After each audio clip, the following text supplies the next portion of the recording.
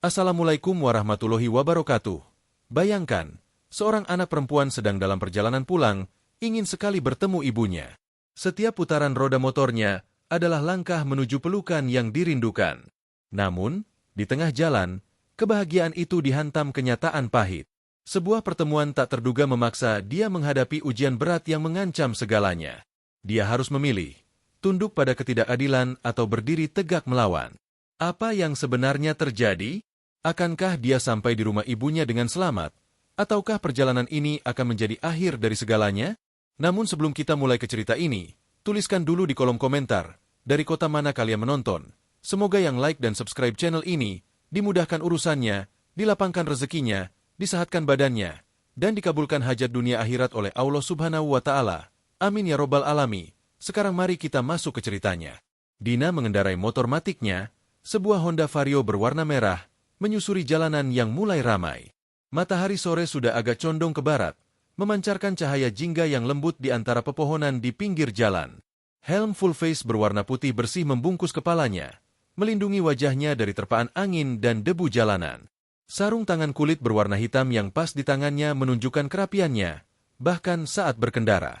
Jaket parasut tipis berwarna biru navy yang ia kenakan sedikit berkibar mengikuti hembusan angin, menutupi seragam kaos oblong berwarna abu-abu yang ia pakai di dalamnya. Celana jeans berwarna gelap dan sepatu kets yang nyaman melengkapi penampilannya yang sederhana namun praktis. Ia baru saja menyelesaikan cuti singkatnya, sebuah jeda yang jarang ia dapatkan dari tugas-tugasnya. Sekarang, tujuan utamanya adalah rumah ibunya yang terletak di sebuah desa kecil di pinggiran kota. Sudah beberapa bulan ia tidak bisa pulang, dan kerinduan pada masakan ibu serta pelukan hangatnya sudah tidak tertahankan lagi. Pikirannya melayang, membayangkan senyum ibunya saat melihatnya datang. Aroma masakan rumahan, suara tawa ibunya, semua itu menjadi motivasinya untuk terus melaju. Jalanan yang ia lalui adalah jalan utama antar kota, jalan yang cukup sering ia lewati, tetapi kali ini terasa berbeda. Mungkin karena perasaan rindu yang begitu kuat, atau mungkin karena kelelahan setelah perjalanan yang cukup panjang. Setiap tikungan, setiap tanjakan, setiap turunan, semua terasa familiar. Pohon-pohon besar di sisi jalan, sawah-sawah hijau yang membentang luas di kejauhan, gubuk-gubuk petani yang berdiri kokoh, semuanya adalah pemandangan yang menenangkan bagi Dina. Ia menikmati setiap detik perjalanan itu, membiarkan angin menerpa tubuhnya, membawa serta segala kepenatan yang mungkin ia rasakan. Motor matiknya melaju stabil, tidak terlalu cepat, tidak pula terlalu lambat. Ia selalu mengutamakan keselamatan dalam berkendara, sebuah prinsip yang selalu ia pegang teguh dalam setiap aspek kehidupannya. Sebuah truk besar berwarna hijau tua melintas di depannya, mengeluarkan asap knalpot yang pekat. Dina sedikit memperlambat lajunya, menjaga jarak aman. Ia tidak ingin terburu-buru. Waktu yang ia miliki masih cukup, dan ibunya pasti akan senang jika ia sampai dengan selamat, tanpa insiden apapun. Ia memperhatikan rambu-rambu lalu lintas dengan seksama, meskipun ia sudah sangat hafal dengan rute ini. Lampu merah di persimpangan berikutnya menyala. Dina dengan sigap menarik tuas rem, memperlambat laju motornya hingga berhenti sempurna di belakang garis marka. Ia menoleh ke kanan dan ke kiri, memastikan tidak ada kendaraan yang melanggar lampu lalu lintas. Kebiasaan ini sudah tertanam kuat dalam dirinya. Saat lampu berubah hijau, Dina kembali memutar tuas gas, melanjutkan perjalanannya. Beberapa motor dan mobil lain ikut bergerak bersamanya. Suara mesin motor yang bergemuruh dan klakson mobil yang sesekali berbunyi mengisi suasana sore itu. Ia melewati sebuah pasar tradisional yang masih ramai. Aroma rempah-rempah, buah-buahan segar, dan ikan asin bercampur menjadi satu, menciptakan bau khas pasar yang selalu mengingatkannya pada masa kecilnya. Ibunya sering mengajaknya ke pasar ini dulu, membeli bahan makanan untuk dimasak di rumah. Kenangan itu membuat senyum tipis terukir di bibirnya, meskipun tidak terlihat di balik helmnya. Perjalanan Dina terus berlanjut. Jalanan mulai sedikit menanjak, dan di kejauhan, ia bisa melihat deretan perbukitan yang hijau. Langit mulai berubah warna, dari jingga menjadi ungu muda di ufuk barat. Beberapa awan tipis terlihat menggantung, menambah keindahan pemandangan senja. Dina merasa damai.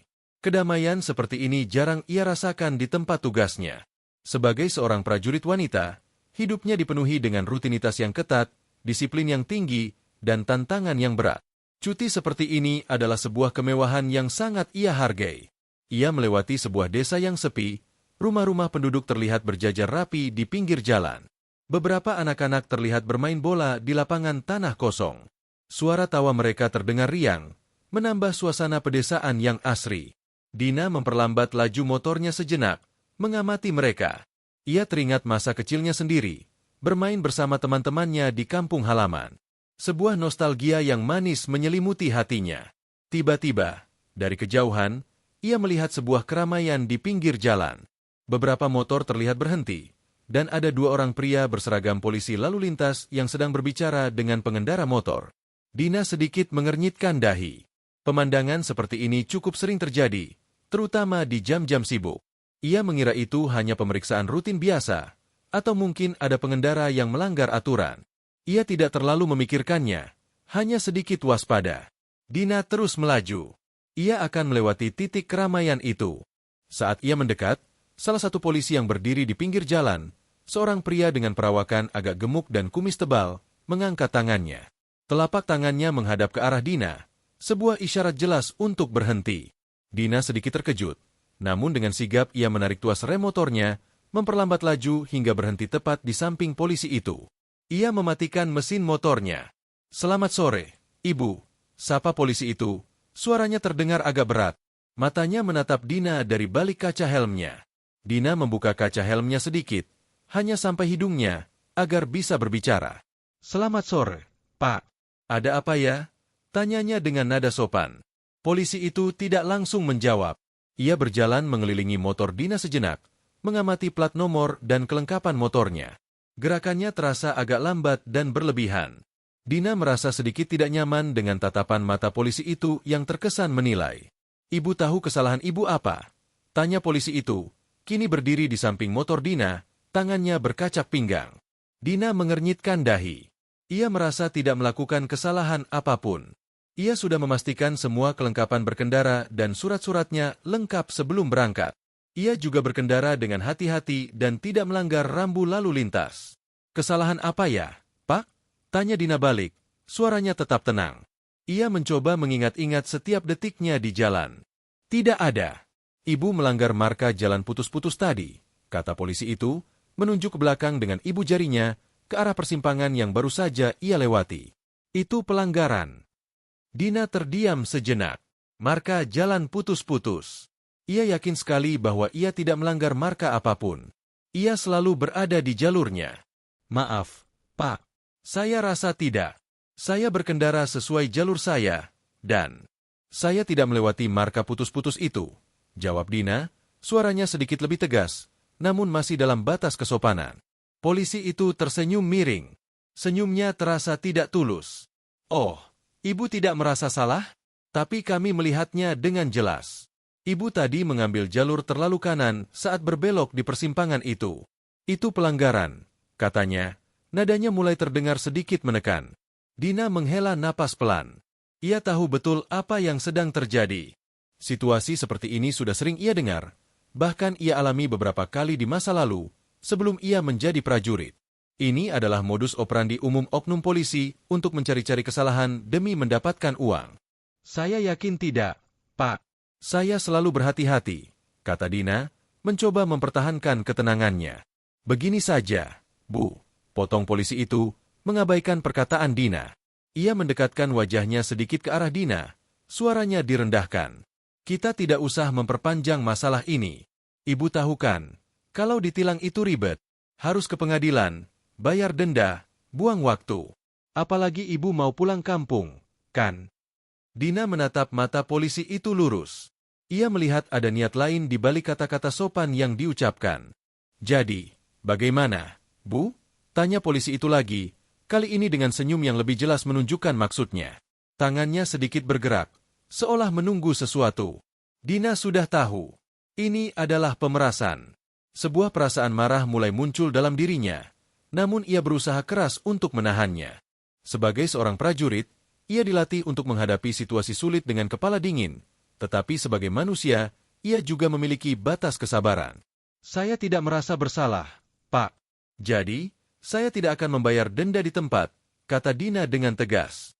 "Kalau memang saya salah, silakan tilang saya secara resmi. Saya akan ikut proses hukumnya. Polisi itu terkejut mendengar jawaban Dina.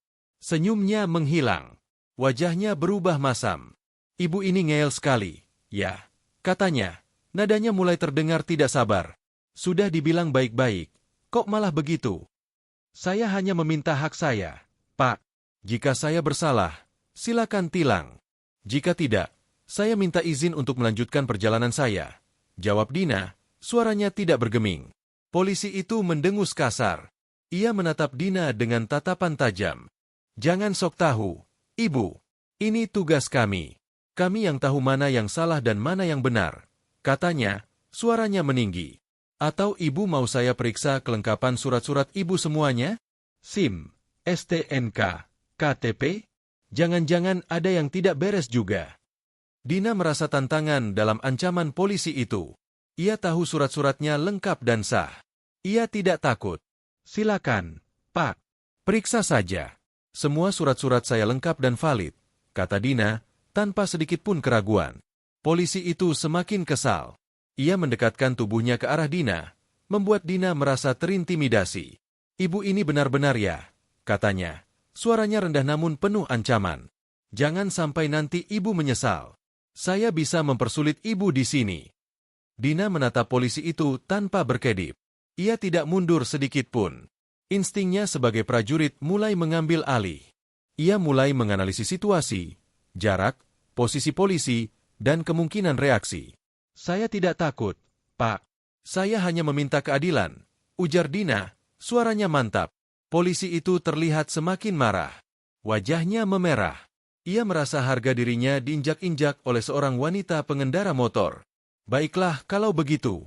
Ibu memang pantas ditilang, kata polisi itu, kemudian mengambil buku tilang dari saku celananya. Gerakannya kasar. Mana SIM dan STNK Ibu? Dina merasa sedikit lega. Setidaknya, ini adalah proses yang resmi. Ia mengeluarkan dompet dari tas kecil yang ia selempangkan di bahu, kemudian mengambil SIM dan STNK dari dalamnya. Ia menyerahkan kedua dokumen itu kepada polisi. Polisi itu menerima dokumen Dina dengan kasar, lalu membolak-balik SIM dan STNK itu, seolah mencari-cari celah untuk menemukan kesalahan lain. Dina memperhatikan setiap gerakannya. Ia tahu bahwa polisi itu tidak akan menemukan apapun, karena semua dokumennya adalah asli dan sah. Polisi itu mengembalikan dokumen Dina, kemudian mulai menulis di buku tilangnya. Ia menulis dengan cepat, sesekali melirik ke arah Dina dengan tatapan sinis. Dina hanya diam, menunggu. Ia melihat beberapa pengendara lain yang tadi dihentikan sudah pergi, mungkin mereka memilih untuk berdamai dengan polisi itu. Beberapa orang yang lewat melambat, menatap kejadian itu dengan rasa ingin tahu, namun tidak ada yang berani mendekat atau ikut campur. Baik, Ibu. Ini surat tilangnya, kata polisi itu, menyodorkan selembar kertas berwarna biru kepada Dina. Silakan datang ke pengadilan minggu depan. Dan motor Ibu akan kami tahan sebagai barang bukti. Dina terkejut mendengar kata-kata terakhir polisi itu. Ditahan? Kenapa ditahan, Pak? Pelanggaran marka jalan tidak sampai menahan kendaraan, protes Dina. Ia tahu betul aturan itu. Polisi itu tersenyum licik. Oh, itu prosedur baru. Ibu, untuk pelanggaran berat seperti Ibu ini, katanya, nadanya mengejek. Atau Ibu mau kita selesaikan di sini saja? Lebih cepat, lebih mudah. Dina merasa darahnya mendidih. Ini sudah keterlaluan. Polisi itu jelas-jelas sengaja mengada-ada dan memerasnya. Ia tidak akan membiarkan dirinya diperlakukan semena-mena seperti ini. Pelatihan yang ia terima selama bertahun-tahun sebagai prajurit TNI mengajarkannya untuk tidak menyerah pada tekanan, untuk berdiri teguh membela kebenaran dan keadilan. Tidak, Pak. Saya tidak akan membayar. Dan Bapak tidak berhak menahan motor saya, kata Dina. Suaranya kini terdengar sangat dingin. Polisi itu tertawa sinis. Oh, tidak berhak? Memangnya Ibu siapa? Jangan macam-macam di sini, katanya. Lalu tiba-tiba tangannya terangkat dan mendorong bahu Dina dengan keras. Dina tidak siap dengan dorongan itu. Ia sedikit terhuyung ke belakang. Hampir kehilangan keseimbangan. Motornya juga sedikit bergoyang. Kemarahannya sudah mencapai puncaknya. Dorongan itu bukan hanya fisik, tetapi juga sebuah penghinaan. Ia merasa harga dirinya sebagai seorang wanita, sebagai seorang prajurit, diinjak-injak. Dalam sekejap, Instingnya sebagai prajurit langsung mengambil alih. Tatapannya berubah tajam, fokus, dan penuh perhitungan. Tubuhnya langsung bereaksi, menegakkan diri, siap menghadapi ancaman. Ia bukan lagi gadis pengendara motor biasa yang sedang pulang ke rumah ibunya. Ia adalah seorang prajurit Tentara Nasional Indonesia, seorang wanita yang terlatih keras untuk bertarung dan membela diri. Polisi itu, yang merasa menang karena berhasil membuat Dina terhuyung, tersenyum puas. Ia tidak tahu siapa yang baru saja ia dorong. Ia tidak tahu bahwa ia baru saja membangunkan seekor harimau yang sedang tidur. Mau melawan, Ibu? Ejek polisi itu, melangkah maju, seolah ingin kembali mendorong Dina. Saya ini aparat negara. Jangan macam-macam. Dina tidak menjawab. Ia hanya menatap polisi itu dengan pandangan yang menusuk. Dalam sekejap, ia melepaskan sarung tangan kulitnya, melemparkannya ke jok motor. Gerakannya cepat dan efisien. Kemudian, ia membuka helm full face-nya, melemparkannya ke sisi motor dengan gerakan yang sama gesitnya. Rambut hitam panjangnya terurai bebas, sebagian menutupi wajahnya. Wajah Dina kini terlihat jelas. Tidak ada lagi senyum ramah atau ekspresi sopan. Yang ada hanya kekosongan yang menakutkan, seperti wajah seorang prajurit yang siap tempur. Matanya memancarkan tekad yang kuat, dan rahangnya mengeras. Polisi itu sedikit terkejut melihat perubahan drastis pada Dina. Ia melihat sorot mata yang berbeda, sorot mata yang tidak biasa ia temukan pada wanita sipil yang biasa ia hadapi. Namun, ia terlalu sombong dan terlalu yakin pada kekuasaannya untuk menyadari bahaya yang akan datang. "Kenapa, Ibu? Mau berkelahi?" tantang polisi itu dengan nada meremehkan. Dina tidak mengatakan sepatah kata pun. Ia hanya mengambil posisi kuda-kuda bela diri, dengan kaki sedikit terbuka dan tangan diangkat di depan dada, siap untuk menyerang atau bertahan. Gerakannya sangat halus, terkoordinasi, menunjukkan latihan bertahun-tahun. Polisi itu tergelak. "Hahaha, Ibu mau main silat? Jangan bercanda. Saya ini polisi," katanya, masih meremehkan. Tiba-tiba, Dina bergerak. Gerakannya begitu cepat sehingga polisi itu tidak sempat bereaksi. Tangan kanan Dina melesat lurus ke depan. Sebuah pukulan jab yang akurat menghantam rahang polisi itu dengan keras. Suara "bug" terdengar jelas. Polisi itu terhuyung ke samping. Ia tidak menyangka Dina akan menyerang, apalagi dengan kekuatan seperti itu. Rasa sakit yang tajam menjalar di rahangnya. Ia memegang rahangnya, matanya membelalak kaget dan marah. "Berani-beraninya kamu!" teriak polisi itu, kini benar-benar marah. Ia berusaha membalas, melayangkan pukulan tangan kanan yang lambat dan canggung ke arah Dina. Dina dengan mudah mengelak. Ia menundukkan kepalanya sedikit, menghindari pukulan polisi itu. Kemudian, dengan gerakan cepat, ia mengambil langkah maju, masuk ke dalam jarak serang polisi itu. Tangan kirinya melesat, memukul perut polisi itu dengan tinju yang kuat. Bug! Kali ini lebih keras. Polisi itu terkesiap. Napasnya tercekat. Ia membungkuk, menahan rasa sakit di perutnya. Wajahnya memucat. Ia tidak bisa bernapas dengan benar. Dina tidak memberinya kesempatan. Ia tahu bahwa dalam pertarungan, keraguan adalah kelemahan. Ia harus mengakhiri ini dengan cepat dan tegas. Dengan satu gerakan fluid, ia meraih kerah baju seragam polisi itu dengan tangan kanannya, menariknya mendekat. Kemudian, dengan kekuatan yang luar biasa, ia mengangkat tubuh polisi yang lebih besar darinya itu ke udara. Orang-orang yang tadinya hanya menonton dengan rasa ingin tahu, kini terdiam. Mulut mereka ternganga. Mereka tidak percaya dengan apa yang mereka lihat. Seorang wanita kecil mengangkat seorang polisi yang berbadan lebih besar. Ini adalah pemandangan yang benar-benar tidak terduga. Dina memutar tubuhnya sedikit, lalu membanting polisi itu ke tanah dengan keras. Brak! Suara benturan tubuh polisi dengan aspal terdengar memekakkan telinga. Polisi itu mengerang kesakitan, tergeletak tak berdaya di tanah. Ia tidak bisa bergerak. Seluruh tubuhnya terasa remuk. Dina berdiri tegak di samping polisi itu. Napasnya sedikit terengah, namun tatapannya tetap tajam dan dingin. Ia melirik ke sekeliling, ke arah orang-orang yang menonton. Tidak ada yang berani berbicara. Semua orang terdiam, terkejut, dan mungkin sedikit takut.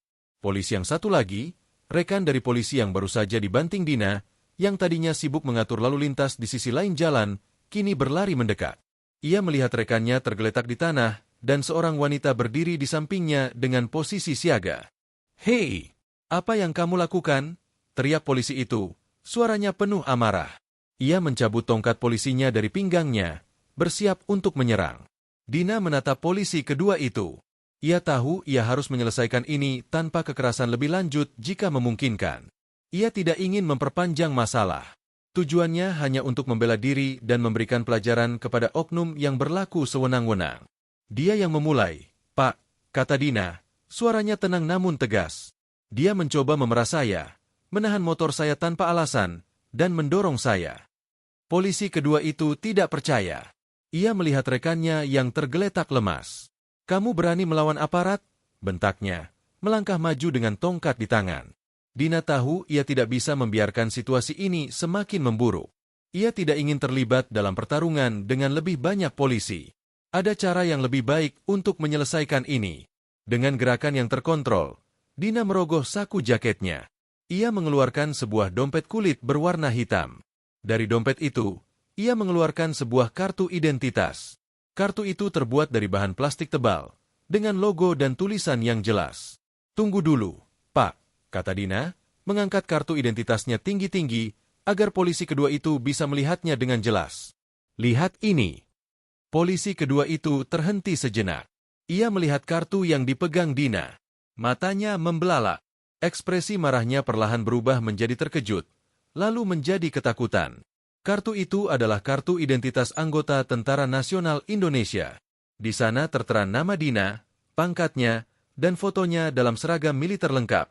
Jelas sekali bahwa Dina bukan sembarang orang. Ia adalah seorang prajurit. "Ini," bisik polisi kedua itu, suaranya tercekat. Tongkat polisi yang tadinya ia pegang erat, kini sedikit melonggar di tangannya.